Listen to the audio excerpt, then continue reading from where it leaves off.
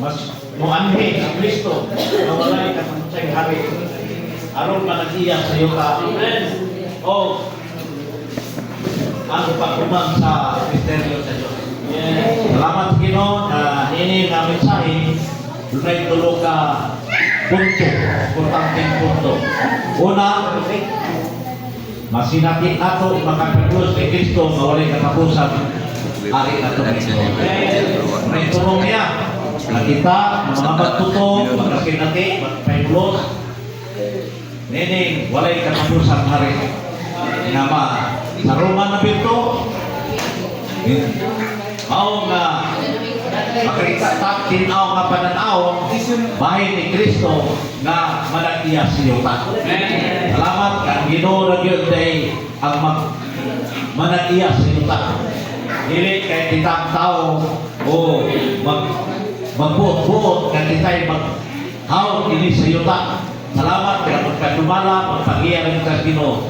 O sa katulong punto siyang pag-ani mao nga iyang manon ang misteryos sa Diyos Rinso.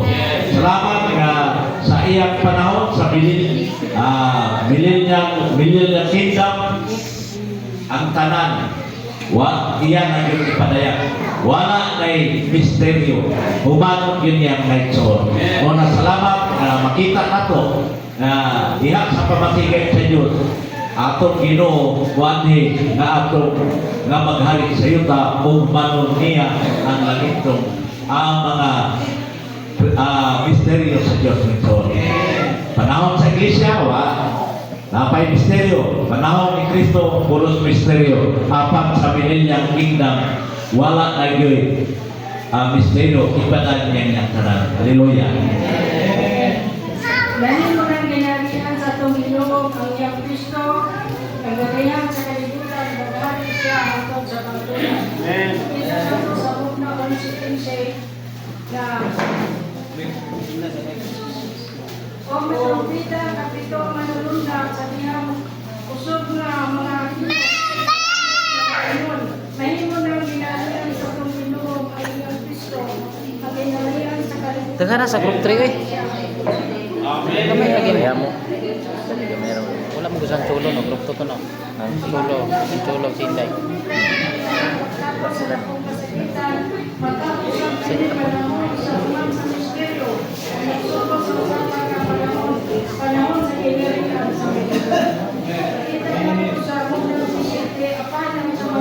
Five minutes mo na pag-post. 5 minutes. Akong pag-post na.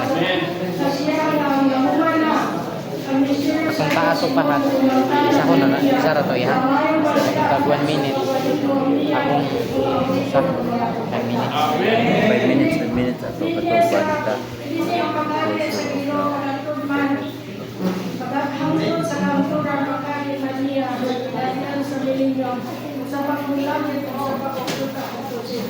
Amen.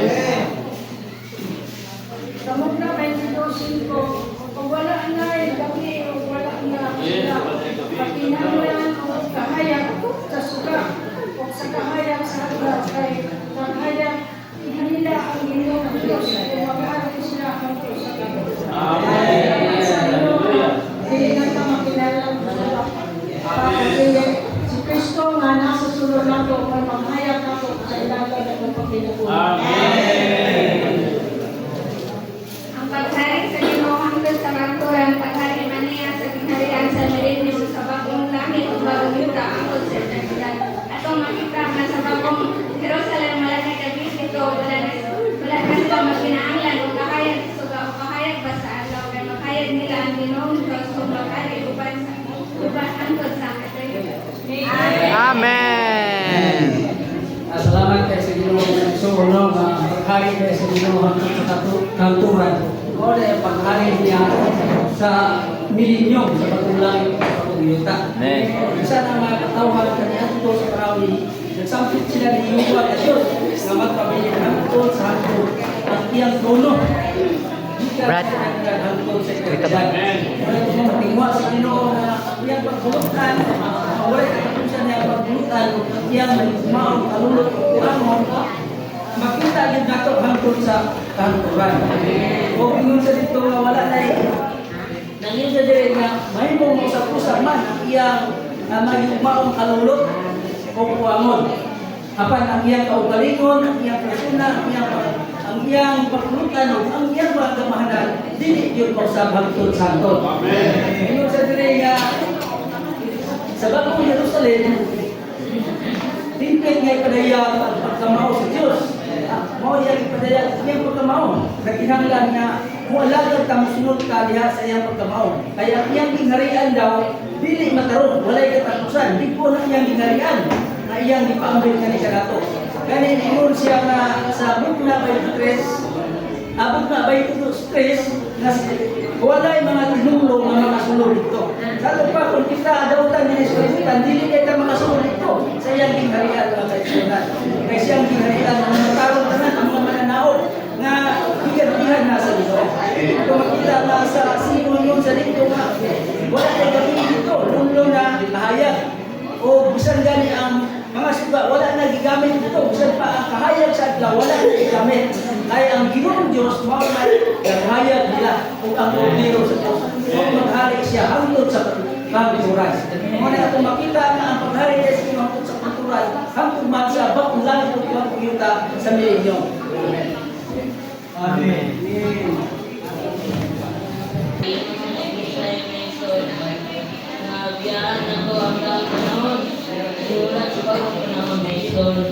Pumiyagi 1 minute ras riboy na kompetisyon. Sinahurot ng oras. Wala na hurot ng oras na pumiyagi. Kamay na kayo ang ilang oras. 1 minute. Parati mandaga naman nila. Agad ni Dre. Oh, G-boy ba? G-boy? Ako, si G-boy, si Riboy ba? Si Riboy? Si Riboy, si Riboy. Kamay na yung oras na kasi may komposyon. Kamay na lang kay taga-tagan kayo sila. Sa Revelation 9:1, nag-isip ng hinuglaing husgan na manlulunda. Pinili laing husgan na manlulunda, mawagin si Kristo. Si Kristo karon ni naog siya, gikan sa langit mga igsoon. Iling nga vision mga igsoon, nagpakita ka na karon, he is on his way na sa pagbalik niya mga igsoon. Dayon sa unahan, nag-discuss ko siya magpili si Kristo, isulugan o panganon. Pagkita dahil yung pagsulog o panganon na kanang ang pag-anhin ni Kristo, hindi sa yuta, si Preto makapag-anhin siya mga igsoon. Kaya wala pa man siya nagigod sa panganon. Muna nga iwan, i-gasit ang mga igsoon sa pagpangandang. Ayon sa si Preto mapagbalik sa Ginoo. Iwan sa hindi mga igsoon na he will wrap in the cloud until chapter 14 kanina sa Revelation mga igsoon. Kaya maglingkod na siya sa panganon. Sayahan na ning public na pagbalik ng mga igsoon. Man. By this we can see that the general teaching that Christ will come before the great tribulation is inaccurate. Sa pagbalik nila sa Ginoo mga igsoon, kanang before the great tribulation, secret siya mga igsoon. And dili siya kanang openly nga mubalik. Kaya salamat na ipakita din ka na ito mga ihan kuan mga igsoon, ihan yung imuha sa iyang kasing-kasing. Aron din ay mapanagkiya, hindi nga ang yuta mga igsoon. Ay, sa Bukla Jis, Kapitulo 10, versikulo 1c. Doon ay bangaw, ibabaw siya ulo. Napakita din niya ang bangaw sa paghukom ni Kristo sa yuta. Aron mahimong nasod ay sa bagong yuta o mahimaya niya, tutuman kita sa gisaan sa Diyos. Wala sa ipakita sa Bukla, versikulo 21, Kapitulo 21, versikulo 24-26. Unang labintang ang mutuman, labisap ka ang maampingan. Unang sa Bukla, Kapitulo 4, versikulo 23. Kini nga Kristo, naglingkod sa trono, naglibutan ng bangaw, mo rin siya ay naghukom uyon sa Diyos. Nagtimali ang bangaw, naglibot sa iyang trono sa Diyos, muli siya matinumanon ng Diyos na mutuman sa iyang pagkaisaan. Unang kini nga bangaw, nagtimani siya nga muli siya mag-amping sa katawhan sa Diyos aron mahimong nasod sa yuta nga matimaya niya. Amen. Man Kristo ang yuta sa doon na ang pag-ibig ni Kristo sama sa adlaw ug iyang lawong ug sama sa haligi sa kalayo ang iyang mga hilig. Amen. Imaan ang kalayo sa iyang pagkabalaan, dili lang na ibalaan si Kristo kundi ibalaan siya. Aron matagpo ang mga gipangayo sa iyang pagkabalaan, balaanon sa kaniya ug himuon ang iyang balaan sa kalamitan ug naay kaming Kristo. Nagpakita kini nga panahon si Kristo aron managbiya sa yuta. Kaya rin ang ngayon na muhabli sa linungkot nga basahon sa kamatigayon sa Diyos. Kaya rin akos nga panagbiya sa yuta. Panagbiya sa yuta. Kaya ito na Ginoo nga si Kristo ang hari nga kanakot aron managbiya sa yuta. Kanakot siya aron maging-away sa mga lautan aron siya gyud ang makapanagbiya sa yuta. Si Kristo ang angayan nga makaabli sa linungkot nga sa basahon kay siya naglanasay kung unsa ang sulod dinhi basahona. Si Kristo bagyod ang takos angayan nga makapanagbiya sa yuta. Dinhi sa yuta ug wala kay lain pa kay Amen. Salamat po Ginoo. Santi sa bugna Yes. O misindi siya sa pusong katingog. Ingon sa rinod nga nangulog o sa pagsindit niya. Isodya ang ito kagalugtog sa asawa niya yung tanong-tanong. O kasama sa pagkumot sa hari ang pagmulong sa Diyon. Ang pagkita niya yung pagkumot ni si Kristo mahari sa yuta. Ang pito kagalugtog mo o yung tingali ang pinagkamutan na pamulong sa tibuok na pagkumot sa Diyos.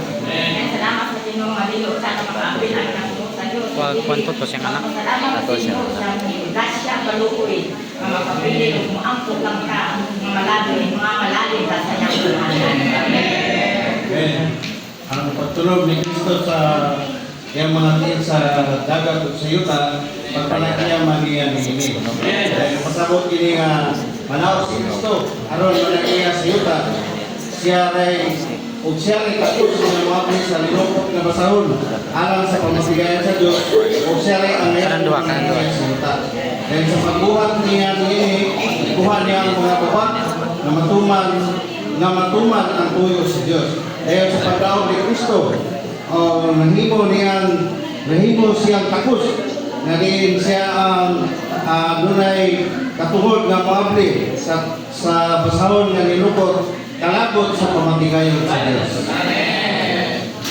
Amen. Alipadaya sa kita ang tanan sa mga dispensasyon sukad ni Adam, hangtod ni Moises, sukad ni Moises hangtod ni Kristo. Nawala na joy misteryo. Apan sa diyang dispensasyon sa gingharian sa milenyo, ug sa bagong langit, ug sa bagong yuta, palayag ang tanan, nawala na joy misteryo. Apan sa ikatitong Kapay ning upload sa kwan? na dili ang paghukom sa kapungod sa Diyos sa yuta ang mahuman, kundi ang misteryo sa Jadi, Sa Diyos, pinailan pa ni Kristo, ingon na siya ang misteryo sa Diyos. Nawa dito, puros to message. Ang magkalawas, magbatbat, o pagpadayag sa Diyos.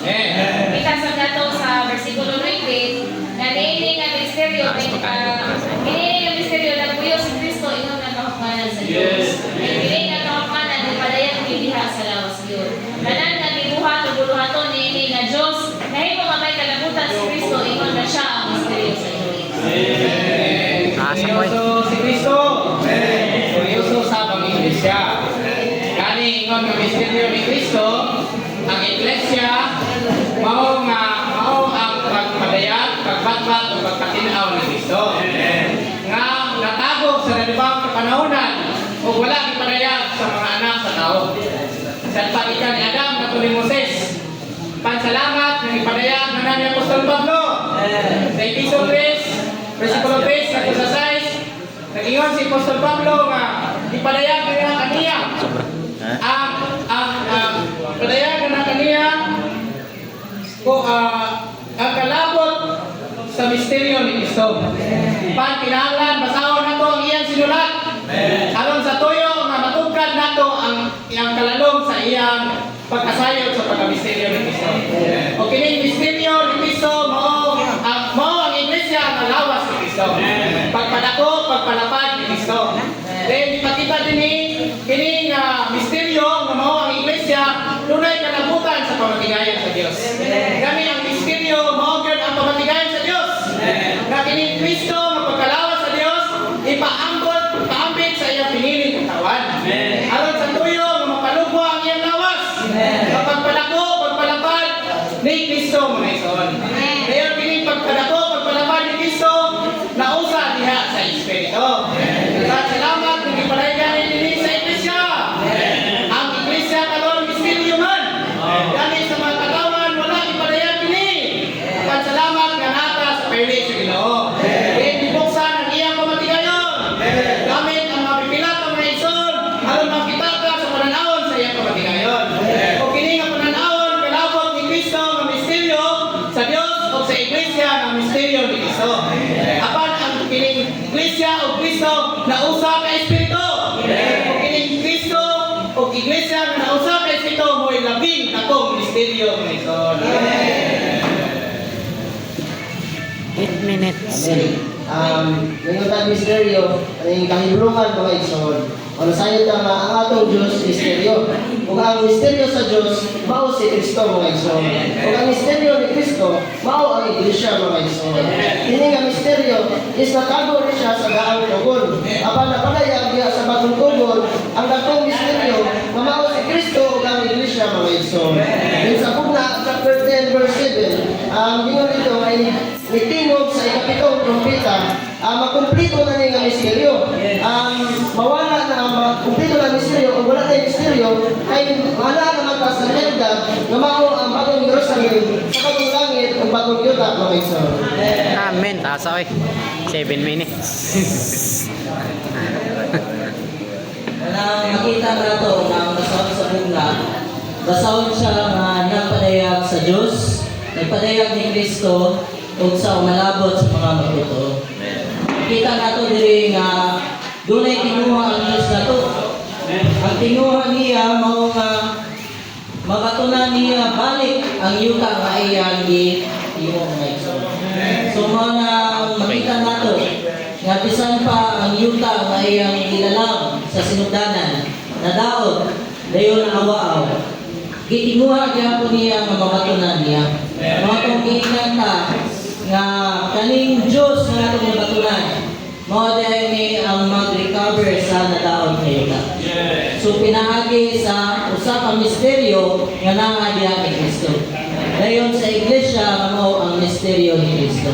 So ma-recover niya ang yuta, dayon mahimo siyang hari. Wala gipakita sa atoa sa mensahe size na si Kristo mao ang walay katapusang hari. So mao nang ginangka sa Bugna 11:15 nga ang gingharian sa kalibutan or the kingdom of the world has become the kingdom of the Lord and of His Christ, and He will reign forever and ever. So ang gingharian diay sa yuta mahimong gingharian sa Dios. Bisan pa tuod karon ang nagdumana ang yuta mao ang kaaway niya, apan moabot ang panahon nga bawion niya ang nadaot nga yuta. Kani nga nadaot nga yuta mabawi pinaagi-sab sa iglesia. Iyang gigamhan, ingon na siya ang hari. Then, ipakita sa tuwa sa Lamentation, chapter 5, verse 19, ingon siya, "O, you, Jehovah, ikaw, Jehovah, abide forever. Your throne is from generation to generation." So, wala yung katapusan ng iyang gingharian. Isa ng iyang trono, gikan sa henerasyon nga to sa henerasyon. Makita na mo si Adan, o wala pa matawag gani si Adan, o wala pa na nadalang si Adan, na ang gingharian sa Diyos.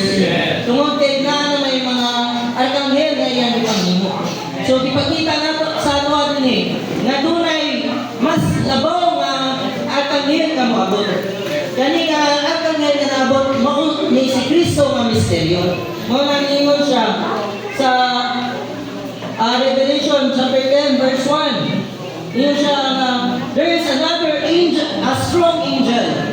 This strong angel is the Christ na atong nabatunan mga igsoon. Mao ni ang anghel sa or ang biton sa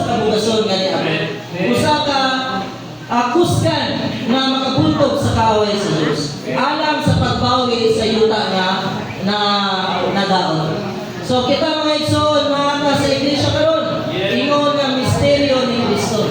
Ang atong tumong anong nakaka sa iglesia, aron di ay nga mahimo pud ang kasangkapan, alam sa pag-recover aning yuta. Aron nga dunay pagpadayag ang Kristo, ang Dios nga nagdala aning nga yuta. So makita nato nga dunay Christ. He is the one who is coming to possess the land. So walay laing makabawi aning yuta. Dili si Kristo ra og ang iglesia. Mga sa apostol Paul, wala gyud laing gisgutan. Kundi Kristo og ang iglesia ra gyud. Tungod kay ang mga maka-gain lang balik sa land nga nadaot mao gyud ang Kristo ug ang iglesia. Then kani Kristo ug iglesia mao ni ang mahimong bagong langit ug bagong yuta sa malangkot. So mao nag-iingat na nga the mysteries will be finished. Mahuman yun ang mga misterios. Ang misteryo aning kalibutan. So makita nato nga dunay tulo ka misteryo sa matag panahon. Ika ni Adan, ngato ni Moses, ug Moses ngato ni Kristo. Pero gipadayan na ni nga misteryo ha. Dili na ni natago nga misteryo nato. Dayag nga misteryo na. It was unveiled to us. And then karon mga igsoon nga panahon, dunay misteryo nga natago panahon sa iglesia. Daghang pa kayo ang wala nasayon aning misteryo ha. So natago pa ni hangtod karong panahon na. Pero dunay misteryo sa malabot nga kinahanglan nga masayran nato kung may igsoon. Mao ni ang bagong langit, bagong yuta, o ayan pa ang bagong langit o bagong yuta na pa ang milenyo. Diin dunay pagkahari uban ni Kristo. Mao na sa Bugna 21 o chapter 21, makita nato nga ingon nga si Kristo ni daog o nilingkod sa trono sa Dios. Kita sab molingkod uban ni Kristo sa diyang mo daog tamen. Hallelujah. Amen. Mga mananaog. So we will be those who will sit on the throne as Christ is the overcoming one set on the throne of God. So kita may so mao ni ang paglaom nato sa iglesia. Mao sabi ang misteryo magipadayag diha sa Biblia. So daygon natong Ginoo magipadayag ka sa basahon sa bugna kalabot sa trono ni Kristo. Then kani nga trono mahimo sa day natong trono sa malabot. Amen.